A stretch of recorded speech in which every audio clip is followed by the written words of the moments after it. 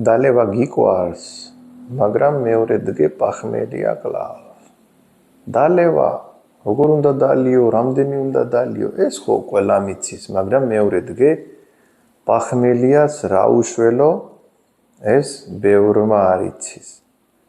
რა უნდა გააკეთო, თუ გინდა მეორე დღე თავი არ გასკდე.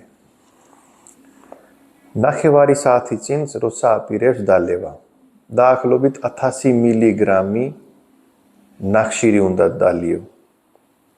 და დალევას რომ მორჩები, 1000 მილიგრამი ბოლოს ძილის წინ უნდა დალიო.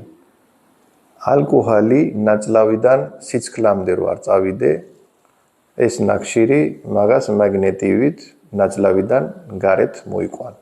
მაგრამ ხშირად არ გაიმეოროდეს, იმიტომ ნახშირი მერე ნუტრიენტებსაც მოაქვს, მაგნეზიუმი, სხვადასხვა ნუტრიენტები, რომელიც ნაწლავიდან გადადის სიცხლში. ისიც გავა გარეთ და იქნები დეფიციტში სხვადასხვა ნუტრიენტების. მაგრამ როცა მოგიწევს, ეგეთი სუფრებში დაჯდომა, სადაც უარი თქმა არ გინდა, ნახშირი გიშველით. კარგად და ჯანმრთელად.